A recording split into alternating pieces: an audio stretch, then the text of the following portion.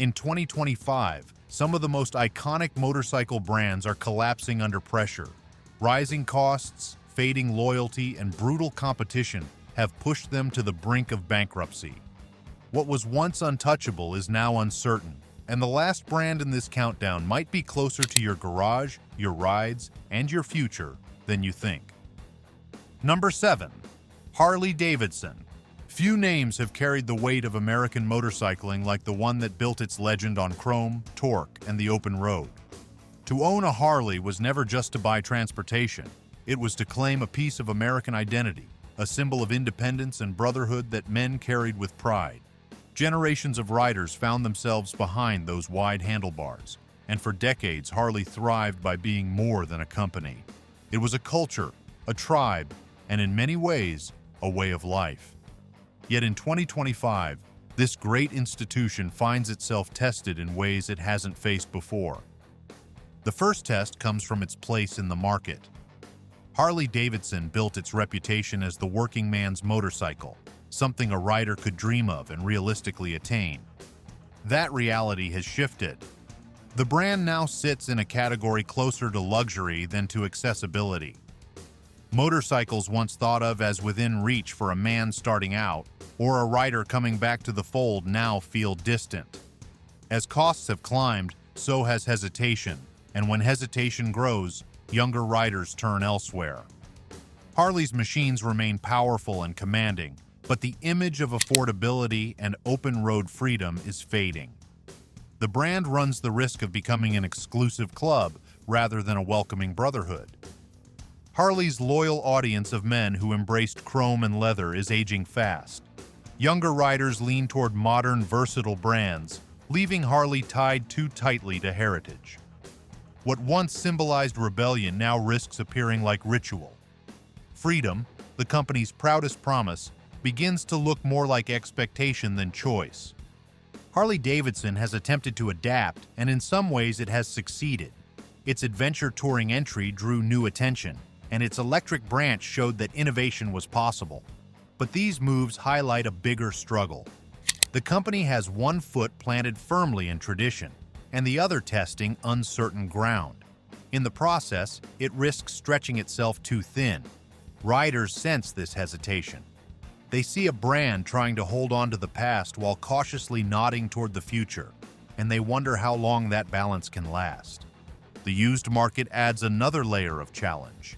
Harleys have always held value, but in recent years, a growing supply of well-maintained older machines has weakened the incentive to buy new. A rider looking for the Harley experience can often find it secondhand, with little lost in the way of power or presence. This dynamic chips away at the foundation of the company's sales and leaves dealerships under pressure. Still, Harley-Davidson is not just any brand. Its name is stitched into American history, into the wars its machines served in, into the highways its riders conquered, into the very idea of two-wheeled freedom. That weight is both its greatest advantage and its heaviest burden. In 2025, Harley-Davidson stands at a crossroads. It is too iconic to simply vanish, but it cannot remain unchanged forever.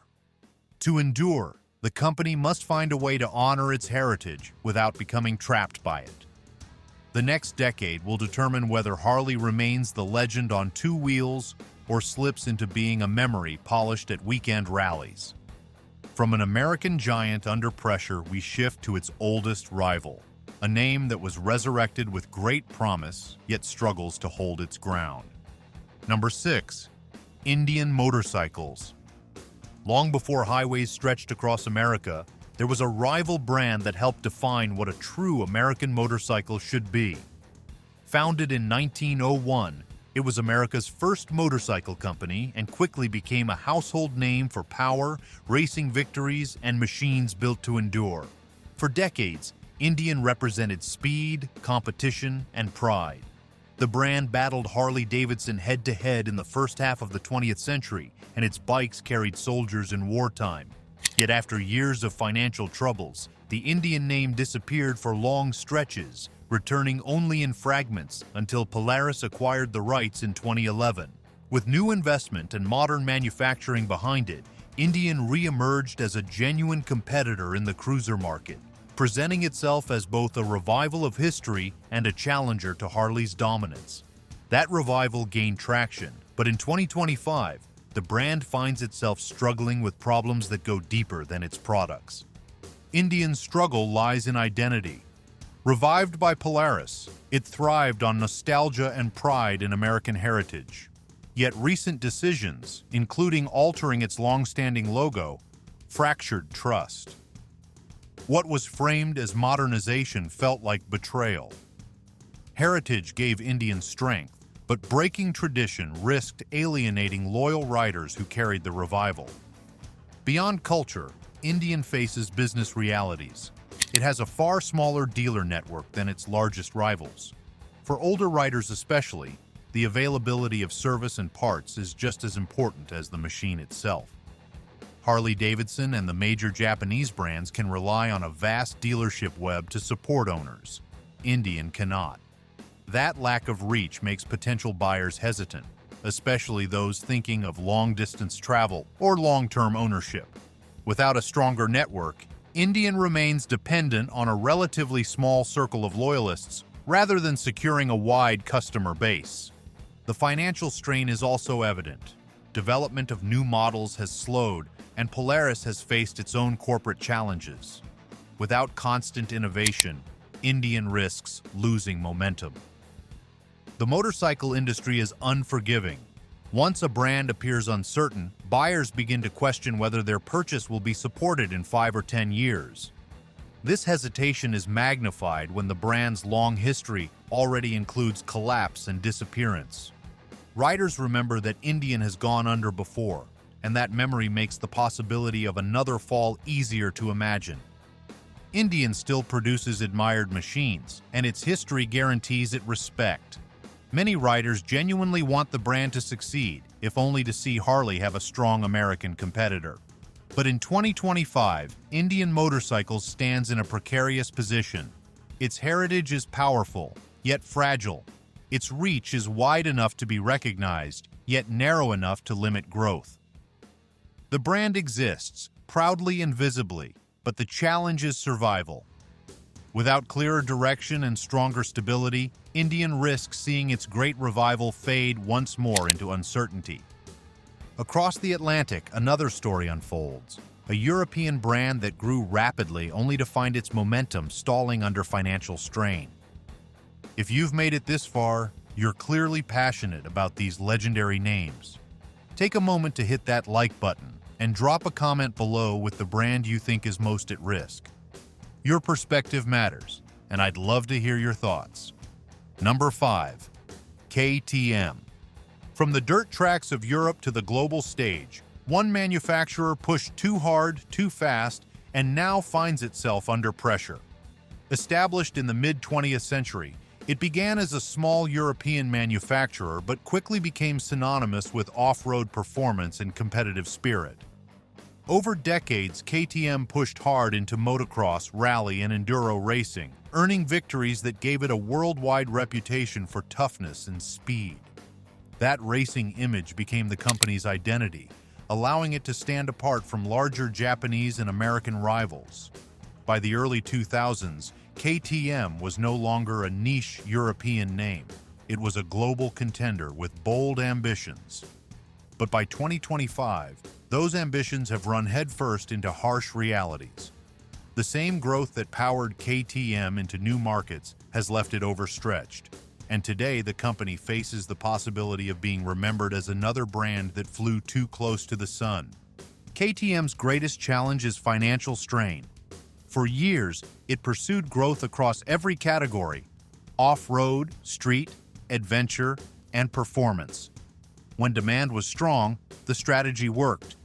But inflation, rising costs, and higher interest rates crushed margins. Expansion became liability, dealerships struggled with inventory, and momentum stalled, leaving KTM vulnerable.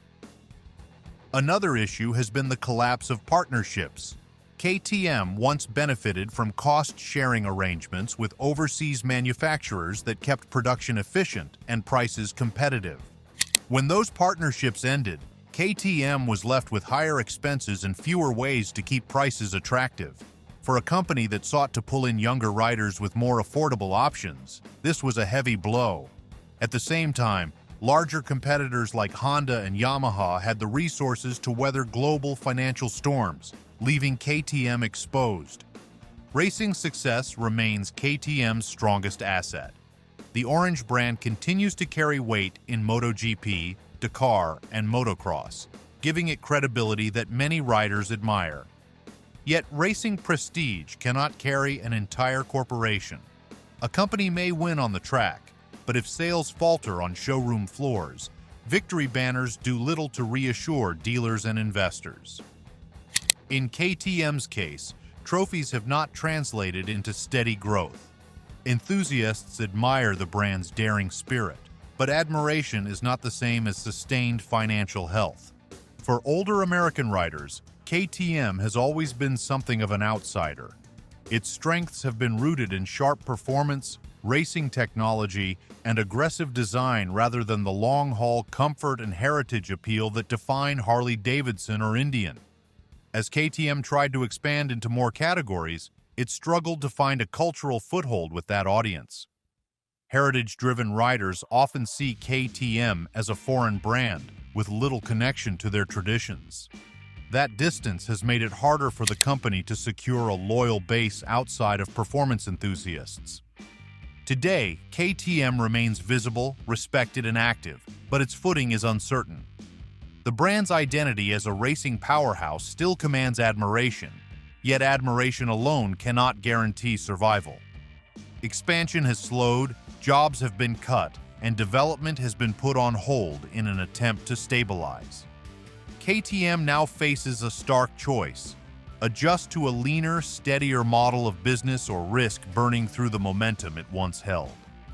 In 2025, the Austrian giant finds itself not charging forward, but fighting to hold its ground. Where expansion bred instability, history delivered betrayal, and few stories are as painful as the fall of Britain's once proud racing champion. Brands may rise and fall, but your safety can't. Gear up with helmets, gloves, and jackets that last. Link is in the description. Number 4. Norton. Once the pride of Britain, a name forged in racing glory became scarred by scandal and betrayal. Founded in 1898, it began as a small parts company before moving into motorcycles, eventually becoming famous for its racing victories at the Isle of Man TT and for building machines that carried prestige on the road. Through the mid-20th century, Norton was not simply another manufacturer. It was a national symbol of engineering pride. Riders across the world knew the Norton name as a guarantee of British character and mechanical spirit. In those years, the company enjoyed a reputation as one of the pillars of the motorcycle world. But the decades since have not been kind, and today, in 2025, Norton exists in a fragile state, still weighed down by the damage of scandals and financial struggles that nearly erased it.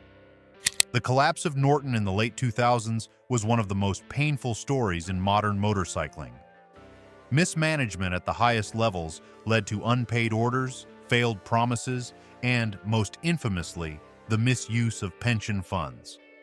Enthusiasts who trusted Norton to return to form were left bitterly disappointed, and many lost not just money, but faith in the brand's very integrity. For a name that relied so heavily on its history and reputation, betrayal on that scale was nearly fatal. When trust is broken between a motorcycle company and its riders, rebuilding it is a monumental challenge. Norton's name, once associated with pride, became linked to scandal. In 2020, Norton found rescue through TVS Motor Company, which promised investment, stability, and renewal. Production resumed, optimism returned, and commitments were made to restore credibility. Yet Norton remains fragile, with limited output, a thin dealer network, and minimal global reach. Without scale, survival in today's motorcycle industry is uncertain. The challenge goes beyond operations. Heritage brands succeed when they connect past prestige with modern reliability. Norton has the first in abundance but struggles with the second. Riders still admire the name, still associate it with racing victories and timeless design, but many hesitate to invest in a motorcycle from a company that nearly collapsed only a few years ago. Trust lags behind ambition, and for Norton, that lag threatens to keep the brand on the margins. For older riders in America, Norton retains an aura of romance. It calls back to the golden era of cafe racers, polished tanks, and the British motorcycling identity that once rivaled Harley-Davidson and Triumph for cultural dominance. Yet admiration cannot cover the cracks. In 2025, Norton exists, but it does so in a precarious state, propped up by new ownership and still seeking the confidence of riders worldwide. It is a living brand, but one whose survival is uncertain. Whether it stabilizes or becomes another historic name remembered rather than ridden remains to be seen. After scandal shook trust in Britain, attention turns to another legacy name that risks fading quietly under the weight of competition.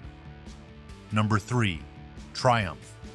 Ask a rider to name a British motorcycle that shaped both culture and rebellion, and this century-old mark is the first that comes to mind. Over the decades, the Triumph name became inseparable from British pride, racing victories, and cultural influence. From the battlefields of 2 world wars to the silver screen with actors like Steve McQueen and Marlon Brando, Triumph cemented itself as more than a manufacturer. It was a symbol of rebellion and craftsmanship, a brand that represented both performance and style. For many riders across the Atlantic, Triumph was the European counterweight to Harley-Davidson, offering machines with their own sense of identity. The name still carries enormous respect, but in 2025, Triumph faces challenges that place its long-term stability into question. One of Triumph's strengths has always been its heritage, and that is also part of its problem today. Much of its modern appeal comes from leaning into its classic image.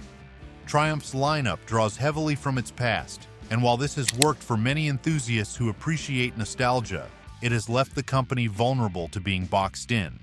Competitors have embraced innovation and diversification at a faster pace, while Triumph has relied largely on tradition. In a market where riders are increasingly looking for new features, broad availability, and competitive value, heritage alone is no longer enough to sustain growth. Scale is another obstacle. Compared to global giants like Honda, Yamaha, or Harley-Davidson, Triumph remains relatively small. Production numbers are limited, its footprint of dealerships is thin, and its ability to weather global economic pressures is weaker than companies with massive resources. For riders, especially those considering long-term ownership, availability of service and confidence in parts supply are critical. Triumph has struggled in this area. Without the kind of global support network that larger brands can provide, the company is at a disadvantage. That lack of reach directly affects buyer confidence, and confidence is the foundation of brand loyalty. Triumph faces pressure on both ends. Royal Enfield challenges in retro styling with affordable heritage machines, while Ducati, BMW, and other European rivals dominate performance and premium for decades to come. With Triumph's current scale and struggles, that assurance is not as strong as it once was. In 2025, Triumph still exists, still produces motorcycles, and still carries a powerful legacy. But it is a company at risk of drifting into irrelevance if it cannot expand its presence and prove its strength in a crowded, competitive marketplace. Its history will always give it recognition, but recognition alone is not enough. The question facing Triumph now is whether it can build a future as strong as its past, or whether it will remain a proud name slowly losing ground in an unforgiving industry.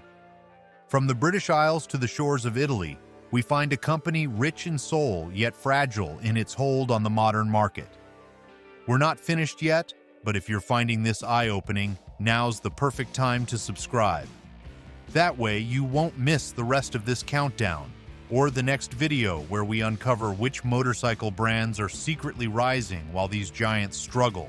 Stay prepared, stay subscribed. Number 2. Moto Guzzi. On the quiet shores of an Italian lake, A small factory gave birth to a brand that became a symbol of character and individuality. For more than a century, its name has been tied to Italian craftsmanship, distinctive engineering, and a reputation for building motorcycles with undeniable soul. It is a brand with heritage that rivals Harley-Davidson and Triumph, and its eagle logo is instantly recognizable among riders who value tradition. Unlike other manufacturers that focused on mass production, Moto Guzzi carved out a niche by offering something different. Its identity has always been about character and individuality, appealing to riders who wanted their motorcycle to say as much about them as it did about the machine itself. Yet despite this proud history, Moto Guzzi enters 2025 in a fragile position.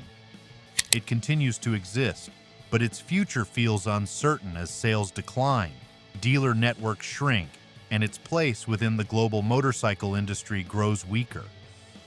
Moto Guzzi operates on a far smaller scale than industry giants like Honda, Yamaha, or Harley-Davidson. Its limited production once felt exclusive, but now restricts global reach. Small volumes strain dealerships, parts, and service. In today's competitive market, heritage alone is insufficient when reliability and consistent support remain critical. Corporate ownership has also shaped Moto Guzzi's struggles. The brand is part of the Piaggio Group, which also oversees Vespa and Aprilia. Within that portfolio, Vespa dominates urban commuting markets, and Aprilia captures attention with its racing pedigree.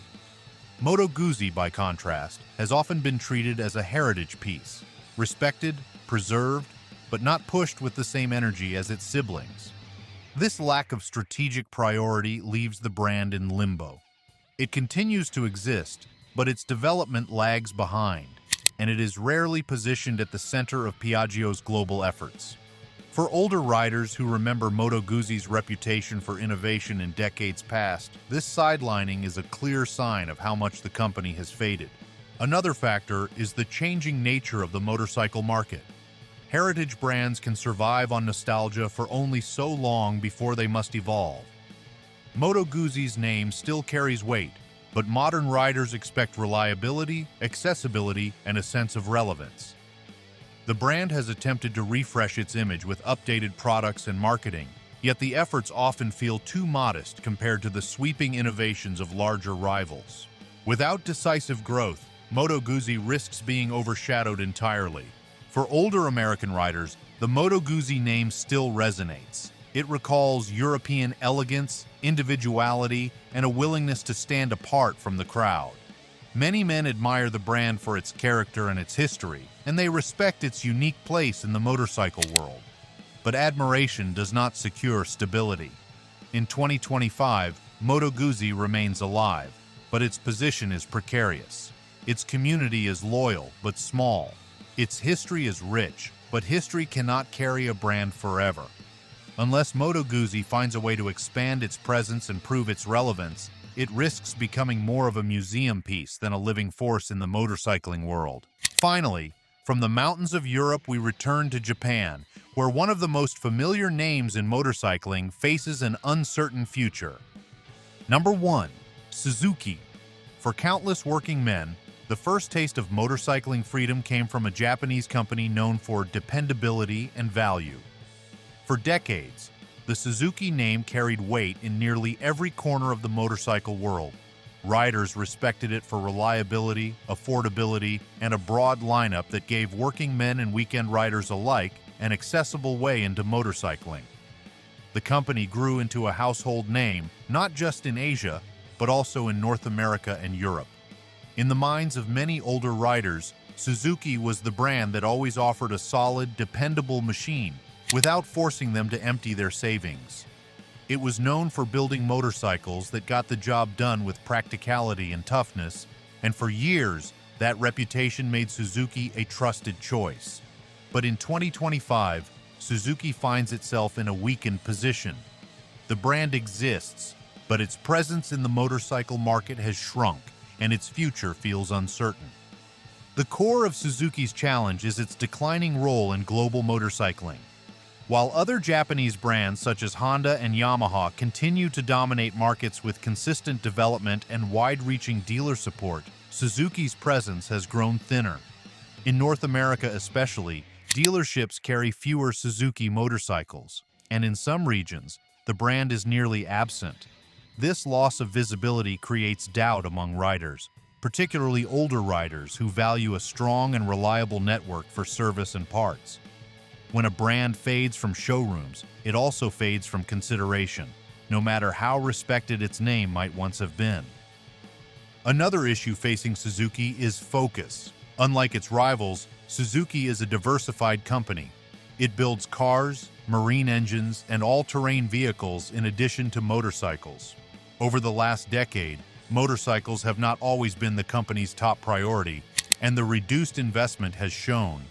New development slowed, and the sense of forward momentum that once defined Suzuki's role in the industry has weakened. Motorcycling thrives on passion, and riders want to believe that the companies they support are just as committed to the open road as they are.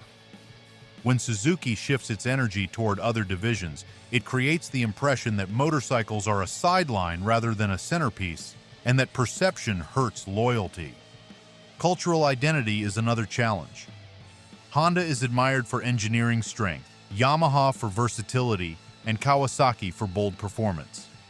Suzuki's identity has always been tied to being a dependable, affordable option. While that served it well for decades, the modern market is more crowded.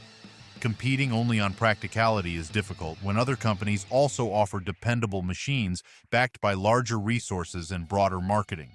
Without a clear cultural story to set it apart, Suzuki risks becoming a background brand rather than a leader.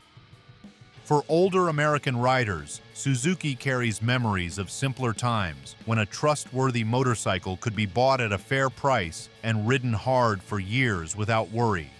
That respect still lingers, but respect alone cannot ensure survival. In 2025, Suzuki continues to exist and it continues to produce motorcycles, but its role is diminished.